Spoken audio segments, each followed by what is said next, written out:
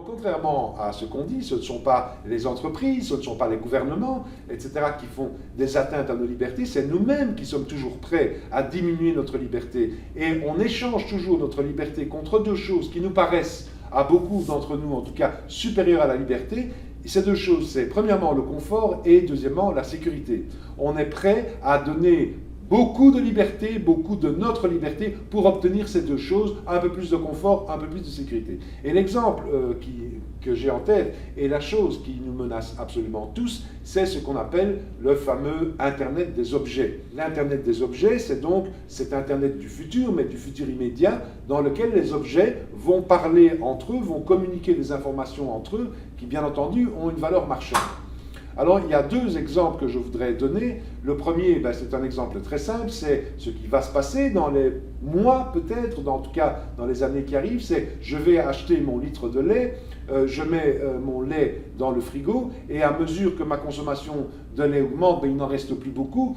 Donc à ce moment-là, la boîte de lait dispose d'un petit appareil qui va émettre une information à destination du magasin dans lequel j'ai acheté le lait.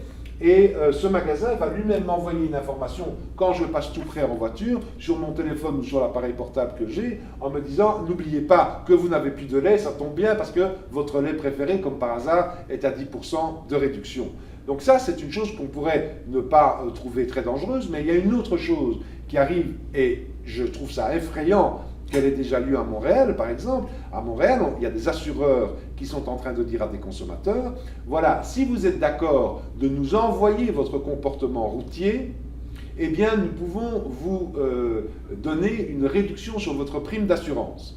Et il y a donc un dispositif à l'intérieur de la voiture qui contrôle comment conduit le jeune conducteur et qui va donner toutes ces informations-là à l'assureur, et l'assureur va dire c'est bon, vous avez une bonne conduite, on peut maintenant accepter une réduction de 20% sur votre comportement.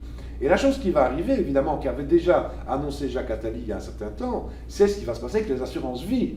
Parce que les assurances vie vont commencer à venir nous dire, vous comprenez bien que nous sommes très dépendants de votre état de santé dépend beaucoup de votre comportement, de votre alimentation, donc nous pouvons vous offrir des réductions si nous pouvons avoir accès à ce que vous mangez, au sport que vous faites ou que vous ne faites pas, bref, à votre mode de vie.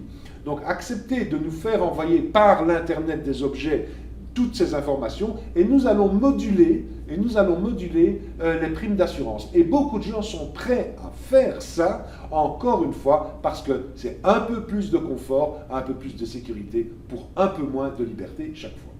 Il y a évidemment un choix que nous devons tous faire dans nos valeurs, mais c'est un choix qu'on fait de moins en moins parce que nous prenons de moins en moins le temps de réfléchir, d'analyser la question d'un point de vue purement rationnel. Qu'est-ce qui est le plus important? Est-ce que c'est la liberté ou est-ce que c'est le confort?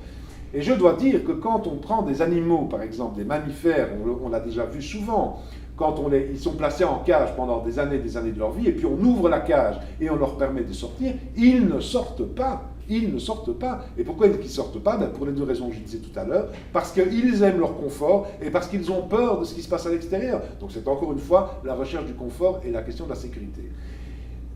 La chose la plus importante dans une vie, selon moi, c'est d'avoir la possibilité de devenir qui on est, c'est-à-dire d'accomplir ce qu'on est. On ne peut pas accomplir ce qu'on est dans le confort.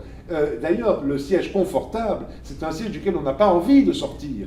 Et le confort est une grande menace. C'est quand même une grande invention de la société américaine. Le confort est une énorme menace à notre humanité, à notre volonté de faire changer les choses, d'avancer dans notre propre vie, d'aider les autres vies. Donc personnellement, moi je pense que le confort est un véritable ennemi, parce que quand on est dans le confort, on le sait tous, on s'assoupit et on ne réfléchit plus.